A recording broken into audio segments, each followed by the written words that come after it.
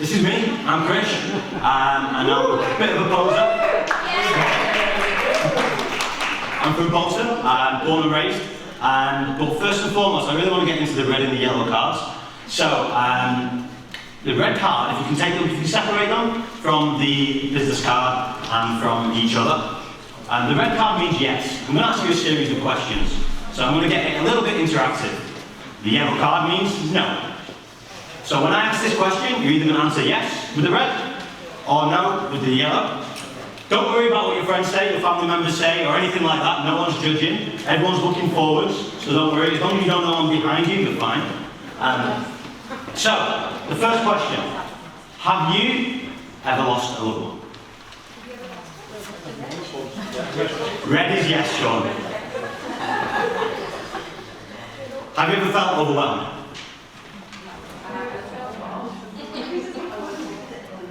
Have you ever, or someone you know, ever felt depressed? Have you ever struggled with building meaningful relationships, either with friends, or with family, or with just randomers? Some people are waving their red cards at me. Okay, I love it.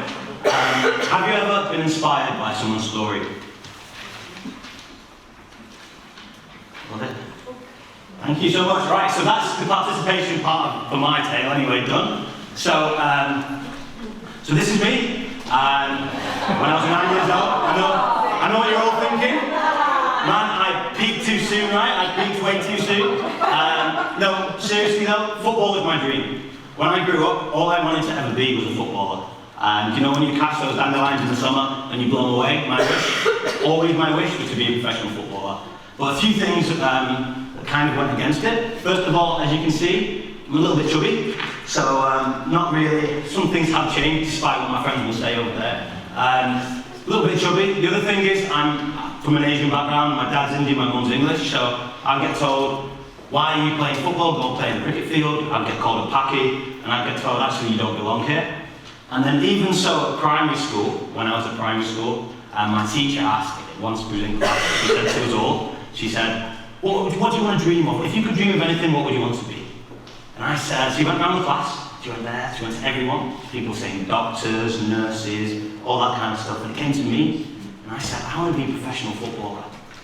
And she said, oh, okay, maybe it's best that you go for, have a plan B, she said, and thanks for sharing. So I was like, what? You asked what your dream was, and then she didn't even believe that I could be that, you know? So no one really believed it.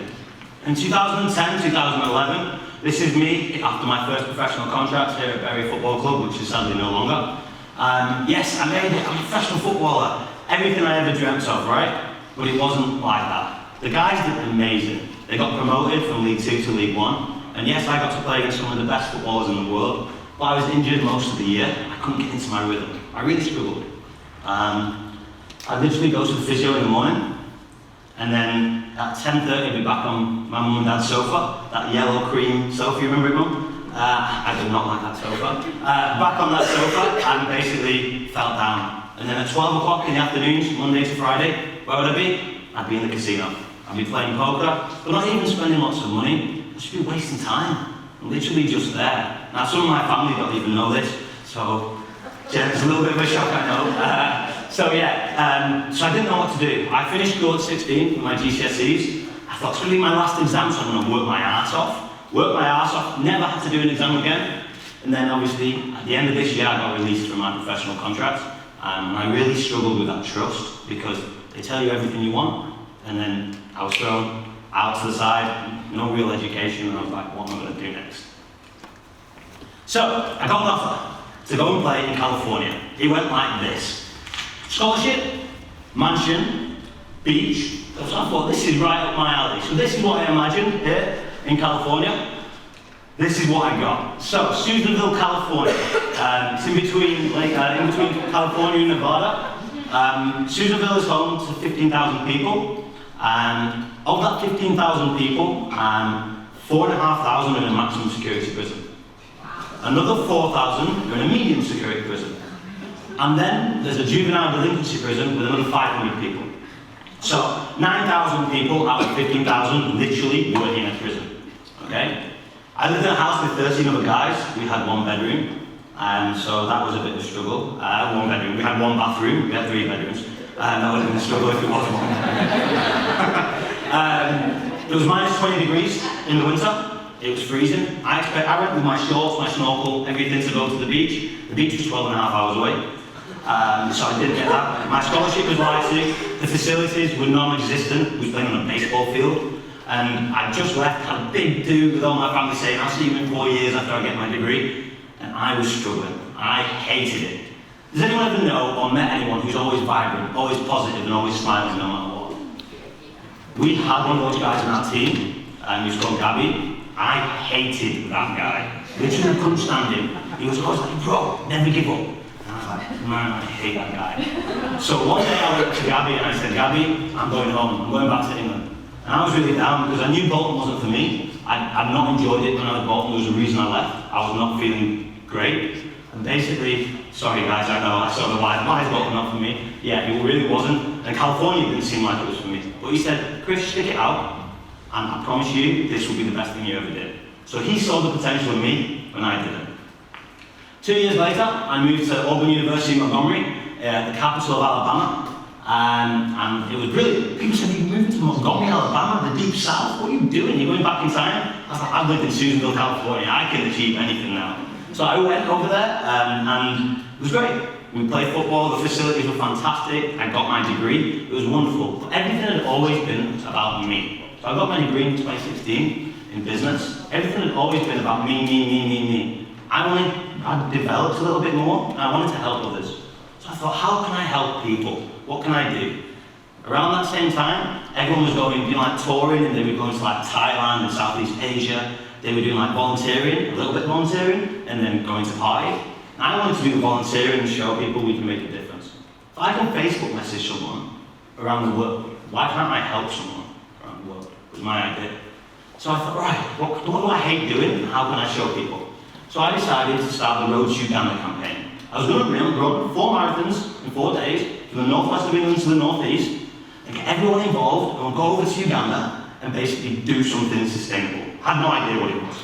So, me and Nick, who's here today, we started on January the 2nd, 2017. I decided this when I was 24 years old. We started when I was 25 in Workington, and we went through and did that 115 miles in 4 days. I'd never run a marathon in my entire life, and I hate running. Still to this day, I'm not too fond of running actually.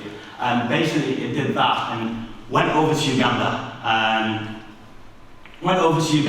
did volunteering. I had no idea where the money was going. No one knew I had the money over there. So went volunteering, football coaching with mental health, with disabled kids, and women's empowerment, and with an orphanage as well. It was amazing. Got there and saw that there's this land, and they had loads of kids in the village. They had teachers, but they had no place to go. So how could I do something? Right, so this is what it was when I went. I only went for 3 weeks. When I left, after, a year and a half later, this is how it finished. We had the opportunity to help educate 150 children. To this day, every term we educate 150 children at this school, at this building, this school, because of the Road to Uganda campaign. We raised £8,500, all from an idea that I wanted to help do more than my life.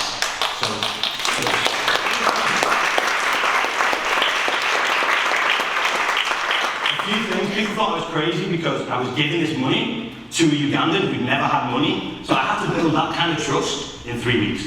People were like, what are you doing, Krish? You can nut job, how are you going to do that? And I was like, right, watch, and I'll prove it. So I managed to do that. And this is my dad, by the way. That's his stylish England cricket t-shirt. If you've not got that on, you probably spot me with the Bolton Wanderers t-shirt on as well. So this is the day we actually opened it in 2019. I was living in the USA, so I was going back from the USA, back to Uganda, and then back to the US. When we opened it in 2018, I went to go back to the US, but my visa got rejected. I couldn't get back into the country, basically. And I really struggled. So I found myself, guess what? Back on my mum and dad's sofa. It was actually the same cream and yellow mum and dad's sofa, so I wasn't feeling great. I was like, what am I doing in my life? I've just built these 6 years, and I was like, man, I don't want to be here. Don't want it. I actually applied to over 150 jobs. So I think it was more towards 200. I didn't get a single response. I was like, what am I doing? So I started working at Starbucks. As I was working at Starbucks, one of the guys I used to play football with came up to me and he said, we had a really good conversation, and he played with me at Bury, and then at the end he said, Krish, I'm really sorry for the way things have turned out. And when he said that, I was like, man, even to this day it gets to me. Because he's playing in the championship, and he's playing great, he's playing professional football, but it wasn't the case for me. And I was really struggling. I was really, really struggling. So I went out into Manchester and I saw all these homeless people. I was like, man, why are there so many drug addicts, alcoholics? What's going on in Manchester? So I thought, well, what's the first thing I can do? I'll go out with an outreach team and see what it's like. So I went, my friend Jen Bobs has a founded group out of Manchester. It's an outreach group that goes out every Wednesday evening or the following Thursday morning at 7 a.m. So I went out and said, I see these people. And exactly that, they were people. I was fascinated. I couldn't believe it. They're just like me and you. Absolutely everyone was. And I was like, wow, yes, they may be drug addicts, they may be alcoholics, but there's something deeper than that. They're human. And it absolutely fascinated me. So I went out, I now lead, I'm one of the leaders with the outreach group, every week we're out. But I wanted to do more. How can I do something for homelessness in Manchester? People like, you can't help homelessness, that's just the way they are. People are so negative, and so many negativities towards homeless people. I was like, right, I'm going to do something. What can I do that I've never done before?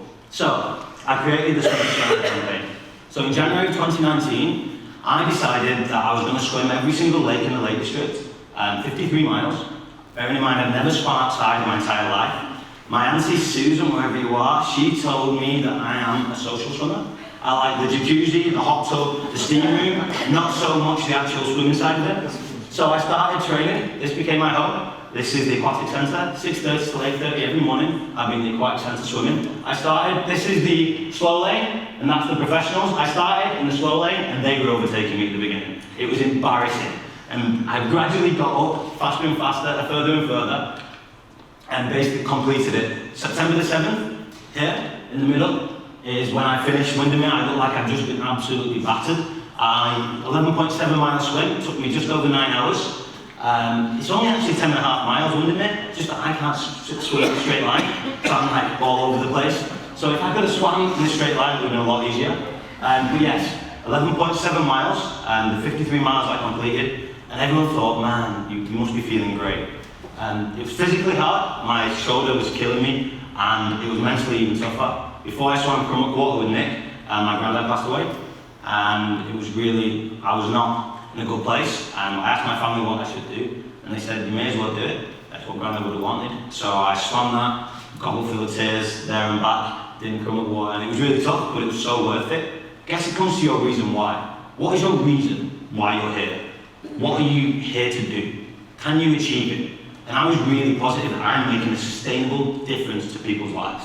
I didn't know what it was though, just for homeless people getting back from their streets, back to their feet. That was my determination. So I did that and raised £3,053 at the end of September. And that helped 36 people who were homeless in Manchester go into employment with the Booth Centre and an employment programme. That was a sustainable part of it, and it was great. It was wonderful, and I felt amazing.